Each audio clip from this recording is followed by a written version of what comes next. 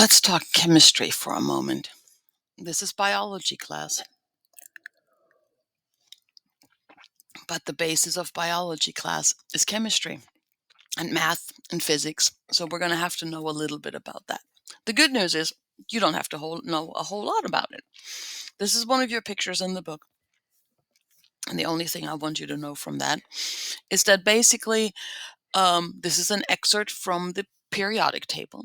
And one of the things you need to know is that all elements on this earth, no matter what it is, natural, unnatural, whatever it is, they're on the periodic table. There's no other things, there's no other matter in this world other than those things.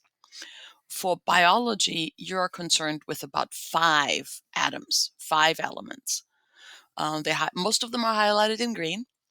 Hydrogen, carbon, nitrogen, oxygen, and phosphorus is actually the one that's not highlighted in green. Those are the 5 players. If you know about those, you know about most of the things that happen in biology. You also need to know about the electron shells. Hydrogen has 1 electron on the outer shell.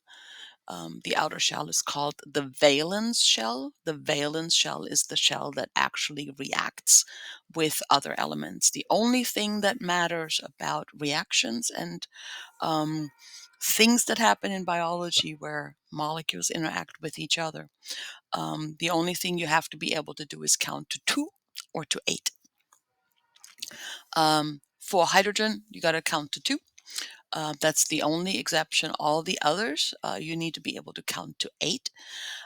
The octet rule, octet 8, the octet rule tells you that a full shell for an electron, a full outer shell has 8 electrons on it. So all of these elements are trying to strive to get 8 shells, 8 electrons on the outer shell.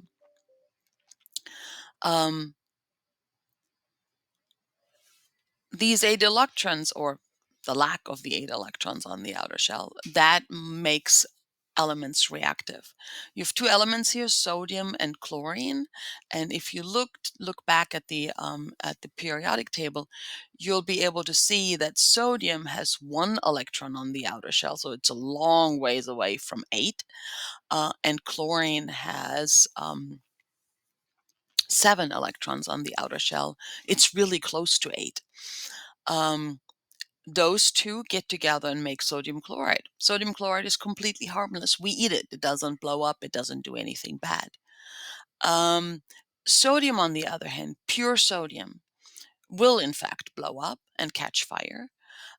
Chlorine itself is a chemical weapon that will kill you. Why is it different when those 2 get together? It's different when those 2 get together because of the periodic table. You have sodium over here.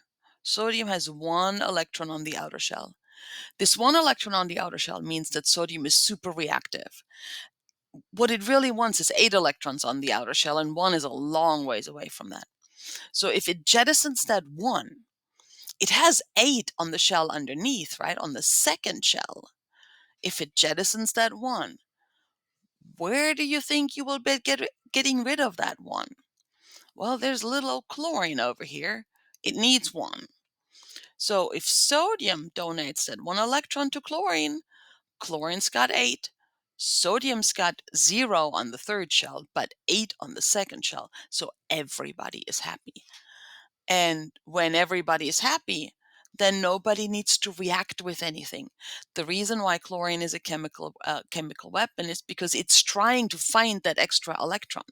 So the danger in chlorine is it encountering a creature, an organism that needs its own electrons, and chlorine going, I'd like to have that now.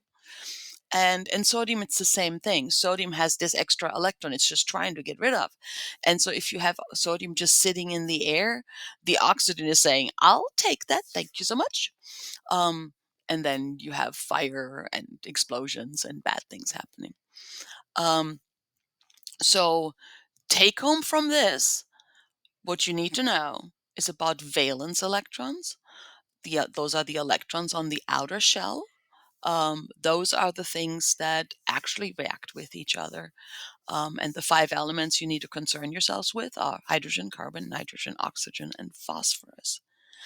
And these electrons, when these electrons interact with each other, like the way we build the eight, right? Um, that is the next part, that's bonds. And I'm going to address bonds in just a second.